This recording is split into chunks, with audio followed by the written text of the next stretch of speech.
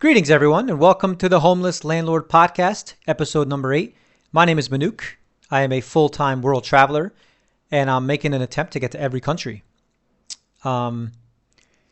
This episode is going to be mostly about Ghana, plus a little bit about Togo and Benin. And I'm coming to you from Nigeria, which is my 74th country, but I've only been here for 2 nights so far. Or is it 3 nights? I plan to be here for another week, and I feel like Nigeria is definitely an episode of its own. So I'll leave it at that, and we'll jump right into it about Ghana. So I was in Ghana right during Christmas time, or what they like to call Getty December. Or is it Dedi December? Why am I suddenly forgetting? Sorry, Ghanaians. Ghanaians are amazing people. It's when the diaspora, which are expats, people who have left Ghana, come back home and they celebrate. So it's a very festive time of year to be in Ghana.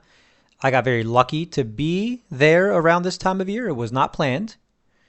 Although, as the trip was progressing and I realized I could get there around this time, I just tried to make sure that I was there at this time. And it worked out. They also, during this time of year, which lasts about a month, they also lift the requirements to get a visa in advance to visit Ghana. So they allow you to get a visa on arrival, which is what I did. I did not apply for a visa in advance to arrive to Ghana. I think it actually just stopped like today. Today is the 5th of January as I'm recording this, and I think that's when that period ends. But it was not cheap. It was they wanted $200 US at the border, which I think it used to be 50 or 150. So it wasn't cheap to get inside Ghana, and Ghana's prices are definitely a little bit higher, a little bit more expensive than other places. I think mostly because of the time of year. I wanted to do a few tours around Ghana, but they were very expensive. I actually found a great deal to join a tour with a family, but the timing just didn't work out. They wanted to go very early. It was 2 days, including overnight someplace else. And the hotel I booked was technically an Airbnb, but hotel I booked in Accra, which is the capital city, and it's where everyone is in Ghana, was very nice. And I didn't want to stay someplace else. So for a combination of reasons, I independently traveled to some of these other parts of Ghana. But it's also, when you're there in December, it's during the dry season, so there are many waterfalls around Ghana, but the waterfalls were dry. I went out to Boti waterfalls. I traveled independently through local transportation, and when I got there, it was bone dry, and they still wanted money to take me on a tour, and I said, why would I pay you to take me to see a rock? Look over your left shoulder. There's a rock there. You should give me $500 just for pointing that out to you. That's kind of how I felt in the moment. But they also have an umbrella rock nearby Boti Waterfalls. An umbrella rock. It was just like this unique umbrella-shaped rock. And there was a palm tree with three different trunks growing out of it. So there was a couple of things to see out there. But mostly because the waterfalls were dry. It's a shame because it's closest to Accra. And you can independently travel there by a bus and a couple of taxis. It's not too bad. But Ghanaians, again, they're very amazing people, very welcoming. I was invited to a Friendsgiving by a local. And first of all, when I heard the term Friendsgiving, I was very surprised. I thought that was very uniquely an American term because Thanksgiving is not celebrated many places on earth. So, and I know the places that they do celebrate it, I don't even know if they refer to it as a Thanksgiving. They all have their own local names. Local holiday name. It's not even necessarily the same time of year or the same day. Definitely not the same reasons because Thanksgiving is very much derived from a historical event that took place in the U.S. So just to hear the term Friendsgiving, I was all for it. And a lot of people there. There was a local politician there. He was getting celebrated for his recent promotion, maybe. Well, there was an officer there. They were celebrating his promotion. And he was also getting recognized as well, the politician. Although I didn't fully understand what for, but it was a good time. We played games, we drank, we ate food. There was music, all at someone's house. It was amazing, amazing experience. And also went out. I went out clubbing a couple nights during this festive season, and everyone's out. Everyone's having a good time. The vibes were amazing. I loved Ghana. Loved it so much. But if you're going there in December, just be prepared to spend. I mean, not for everything. Like, food and my hotel. Actually, I had my favorite hotel across West Africa was in Ghana. It was a gigantic room, huge. It could easily be two to probably three rooms if they split it up the right way. And the price was very reasonable, even for an American, very reasonably priced, and it was just beautiful. Ghana was definitely my most anticipated country, and it definitely delivered. Um,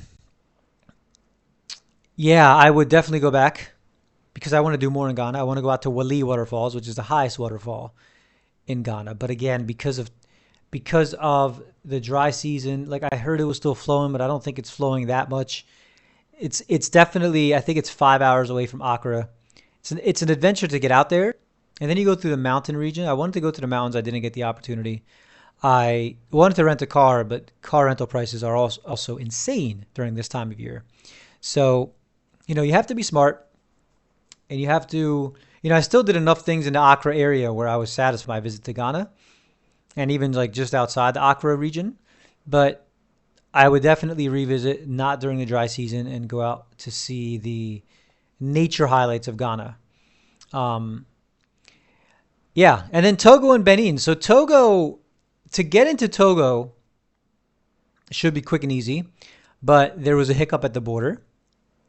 I applied for my e-visa in advance, and I got it approved. I paid online for the e-visa, had it printed, showed it to customs, and for whatever reason they didn't have, it wasn't like they didn't, there's another common visa that when people enter Togo, it's an e-visa. It just looks different, that people typically bring in, and they kept asking for that, and I kept saying this is what I have. And it took about 3 hours to finally get through. I don't know if they were awaiting money. Like, they wanted me to just like pay to advance, which I was not willing to do. Um, when you travel, you gain experiences, and you quickly realize that certain things are done certain ways. And when you've paid for the visa in advance and you have proof of payment and you have the visa in your hand, then you should not pay anything. Again, I don't know if this is what they were doing, but they just kept stalling and stalling while other people were going through the border. And eventually, they said they were making calls to make sure it's legit. And eventually, we got through 3 hours later. But it was also very hot. I want to get more into the heat thing afterwards as well. Circle back to the heat. So we get into Togo, and most of my time was spent in Lomé. Lomé has some things to do. Lomé is actually a nice city. The beaches are beautiful. Tons of bikes between Lomé and Benin, which I also knew coming in, but you notice it right away. Just thousands of bikes. Like, that's how people get around. For the most part. And my hotel was deep in the markets of Lomé. Like, you get there and it's just, you're surrounded by the market. It's insane. To the point where I wanted to change the location for a second. But I figured I booked it. Let me go inside and take a look. I had good reviews. I go inside, look at the room. Room's very nice. I close the door. Very quiet. So it's the market just goes away as soon as you're inside. So, but the markets there are as hectic as any other West African market. And Lomé is a French-speaking country, but most people I interacted with knew English. It was actually I was a bit shocked by that. Most of the French-speaking African countries, more people than not don't speak English. But in Lomé, I noticed almost everybody I interacted with spoke some level of English. And I got some street food in Lomé. Spaghetti seems to be a reoccurring theme in the street food in Lomé. I don't know why that is. But the best spaghetti I've ever had in my life was in Lomé, Togo. Absolutely blew my mind with the meat inside it. Better than Italy. I'm saying it. You've heard it here first. Spaghetti in Togo is better than the spaghetti in Italy. Ha ha ha. So, that was a weird noise I just made. So, yeah, that was good. And I went to the palace in Lomé. It's a palace built by an architect who also is an artist. Beautiful palace. And I didn't do too much in Lomé. I was only there for a few days. Same with Benin. Benin's also Cotonou is very developed, beautiful city. There are some parts of Cotonou that are just stunning. That reminded me of the U.S. actually. And they have this giant Amazonian statue. They have the Temple of Pythons that I went to visit, and you can wrap a python around your neck. You can hold the pythons. They're not venomous, and they don't bite, according to the tour guide at the python's place. But definitely worth the trip from Cotonou. And I also did, what else did I do in Benin? The Benin is the birthplace of voodoo. And they have a voodoo festival every January, 11th actually, or 10th, which is in 5 days currently. I wanted to go, but I will not be going because there's a whole visa process to get back into Nigeria, and it could be much. It could be a lot, and then the border process is a lot from Benin to Nigeria. That's also a lot. Any border crossings, which ultimately that's really the thing I want to get into, border crossings and the heat. But like I'm getting satisfaction out of each country because I want to do enough things locally, even if I'm mostly in just the capital cities. I think it's enough things for me to do to be satisfied. I'm not diving deep into the cultures of every country, obviously. Here in Nigeria, I plan to do more because I'm staying longer. I have some nice things planned. I've already done some cool things. But, small countries like Togo and Benin, 197 countries, they're not at the top priority. That's no shade. I'm not throwing any shade on those two countries. They're just smaller countries with less tourism. So as a result, there are not quite as many things to see. Although the Voodoo Festival in Benin is something that I am a little bit disappointed I'm missing out on, especially because I'm so close to the timeline. You might even call me an idiot for not going back to Benin. Yeah, call me an idiot. So, yeah. Ghana, Benin, Togo. Here I am in country number 74 in Nigeria. I'm one country away from the 3-quarter mark, which will be Cameroon next. Hopefully, I'll go to the embassy here in Lagos, Nigeria tomorrow morning, the Cameroon embassy, and hope to be able to get the visa immediately or almost immediately. But I want to talk about the things that are affecting me. I don't know if there's any indication through video or audio that my energy is down. And that's mostly the heat and the travel. So, I've said it before. I'll say it again. I'm going to say it again tomorrow. I'm probably going to say it in my sleep tonight. I'm probably going to wake up in the middle of the night and be like, that's what I'm going to sound like. But traveling by road to West Africa is just insane. And the top 2 things that are affecting me at this point, it's not the people. It's not the crazy taxis themselves. It's not the markets.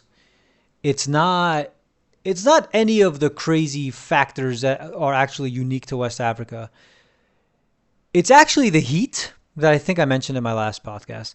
It's the heat, exhaustion, and it's the actual border crossings themselves, which are just expect all the unexpected things to happen, even if you have your documents in line.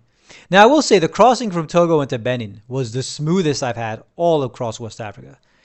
Very smooth, took 5 minutes. There was nothing. And like even the ride along the way, it was a 3-hour drive from Lomé to Cotonou. So the drive was quick, the drive was smooth, the border exit was smooth, the border entry was smooth. But overall, I guess I'll share my experience getting into Nigeria. There's a boat that crosses from Porto Novo, Benin, into Lagos. And you get on the boat. It's first of all, it's a crazy experience of being on that boat. It's just packed, jam-packed boat. And you pay for your ticket, and then you get on the boat, and you cross the river, and then you get to the Nigerian border control, which is only like 20 minutes into the trip. And then you still have another 2.5 hours to go. Now, being to 73 countries, anytime you exit a country, you should expect two immigrations, right? The country you're exiting and the country you're entering. Even when you go by flight, when you get to the airport that you're leaving from, you exit through border, you exit through customs, you get stamped, and then when you land in the other country, you get stamped in the new country, right? If you go by bus, it doesn't matter which one of the transportation you take. This particular route did not have a Benin immigration post.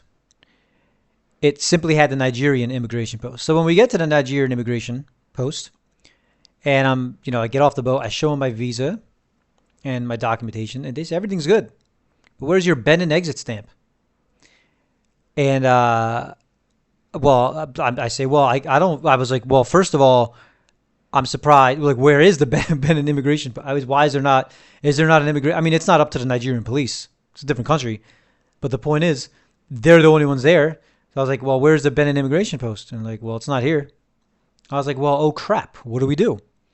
Because I don't have an exit stamp. Well, the exit post is back, it's near the boat, but not even, I don't even know if they stamp it first off, at the boat, they didn't say anything about it. Again, not that it's necessarily their responsibility, but let's be honest. They should be like, yo, do you have your exit stamp? Because we're not going through an exit immigration. But the point is, I got off the boat with my luggage, and now I'm just stuck on the water, which, by the way, there's no roads that connect to it. The only way out of there is by boat. And these are Nigerian immigration. They're not going through Benin to get out of there. They're going towards Nigeria. So it's like, if I don't figure this out, I'm just sleeping on a dock. Or they're going to escort me to like jail or something. They're not going to do that. First of all, the immigration police there were so friendly. Very friendly and helpful in trying to offer a solution. But ultimately what happened was, finally a boat came by from Nigeria going towards back into Benin. But this wasn't a shared public transportation boat. This was a private boat. It was a tour guide escorting two African British descendants, and they all allowed me to join them. So we went back. I get off the boat. At that point, I'm like, all right, let me just go around to the border entry by land. And I go there by land, and at that border, once again, it took a couple hours because they wanted to make sure the Nigerian documents were good. So because getting into Nigeria is not as easy as some of the other countries. Even getting the visa, I got very lucky when I went to get the visa in Cotonou. I think it's because I'm American. And on my passport, it does say Syria as a birthplace. So the gentleman who is in charge of all of the customs agents that are in all the countries that surround Nigeria, along with the border agents, he was in charge of everyone. I had the main guys over there, and he approved my visa on the spot. So entering Nigeria from Benin was once again 3-4 hours. And it's not just the fact that you're waiting, you're waiting in the heat. So it's the combination of the border entries and the heat that are actually starting to affect me, to the point where I'm really not looking forward to those parts of the trip. So right now, I'm kind of still recovering from being pretty exhausted from road travel. I'm here for 9 days, 10 days, and I'm taking a flight within Nigeria to leave Nigeria. I'm taking a flight from Lagos to Calabar, which is on the other side. And then from there, I'm traveling by road into Cameroon. But again, when you're waiting, the heat's not insane when you're moving. Even if you're walking around, the sun could be beating on you. But as long as you're moving around, I've noticed. I never really realized this in my entire life. As long as I'm walking and moving in the heat, it's cool. I can handle it. But if you're sitting or standing in the heat and nothing's going on, it's just... So when you're waiting at the border for hours, I don't want to say for no reason, but when your documents are in line and you're waiting in heat it does affect you, and you start getting a little impatient. And you have to fight back a little bit. Like, you have to... these are still immigration police. When I say fight back, proceed with caution. You got to know what you're doing. You got to know what to say and what to do and when to pull it out. You really do have to be... This travel is so crazy that you shouldn't just be any human being and just one day wake up and say, I'm traveling by road across West Africa. You shouldn't do that. You should know your own self. You should know your limits. You should know it's just insane. And like right now, I'm at the halfway point, I feel. Like I started in Morocco, I'm in Nigeria, and I want to get to at least South Africa. And then in South Africa, I'll see what I'm going to do. That was the plan at first. When I got to Nigeria, I was going to see what I was going to do. But now that I'm here, I want to keep going. I want to keep going down to South Africa. I want to get the whole west coast of Africa. I will stop at nothing. I will stop at nowhere. I mean, I'm going to stop someplace, but I will stop at nobody. I will stop for 0 to -10 reasons.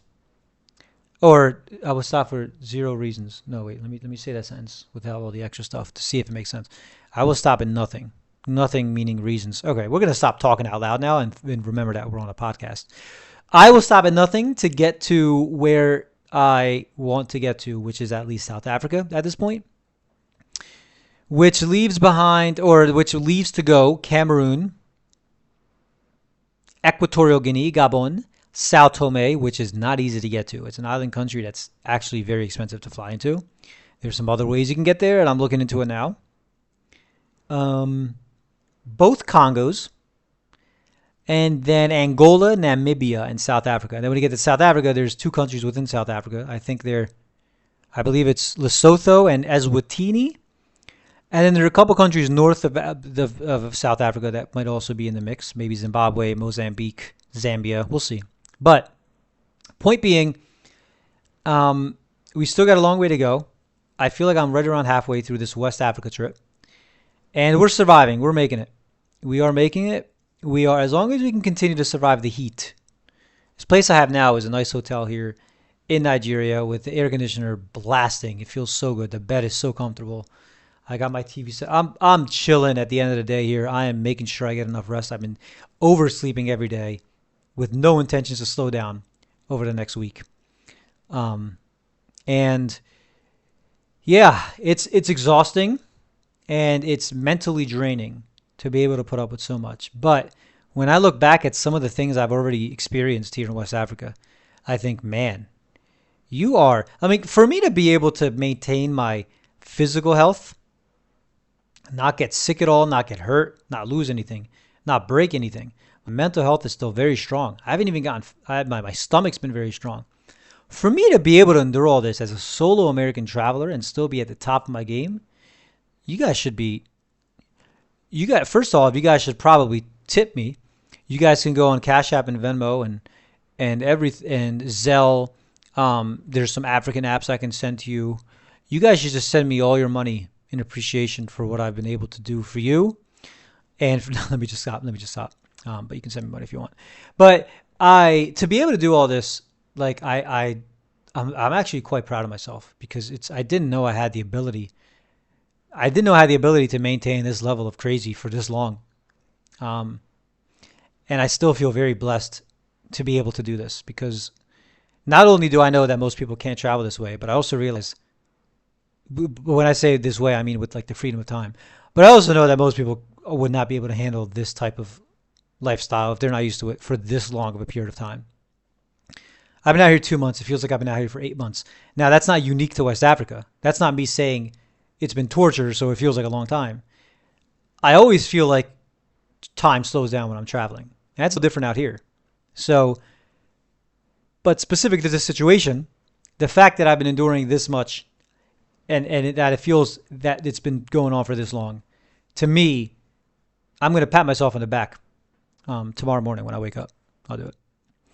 And I'm going to keep moving. It's been amazing so far. And I've been learning so much. Been learning about the culture. People are amazing. And the food. We're not going to get into Nigeria. Again, that's going to be its own episode. But the food also has been pretty good. Pretty good. I say pretty good because sometimes I don't like it that much. And sometimes I love it. So the average, sometimes I love it. Sometimes it's like a 10. Sometimes it's like a 4. So the average would be like a 7 to 8. And a 7 to 8 is not average. It's above average. So that's why I think it's accurate to say it's pretty good. The food's been pretty good for the most part. Yeah. Definitely recommend Ghana. Togo and Benin are nice places, but if you're planning to come to West Africa, I want to see the highlights. I think Ghana. I think Senegal is sort of a hub. And those are the 2 main hubs that people go to. There's other countries as well, but Ghana is definitely one of the highlights of this trip so far, for sure. And I'm going to leave it at that. I'm going to go and I'm going to get some local Nigerian food, which I cannot wait. I'm all right. I love Nigerian food. It's my favorite food in West Africa so far. It's all I'm saying. But and I'm gonna go get a little bit more rest because I'm gonna go out later on tonight. So that's all I got. Thank you so much for listening. And if you like this podcast, depending on the platform you're listening to it, please like, share, subscribe, comment, give it a 5-star rating, whatever you can do. Yeah, I'll see you guys next time.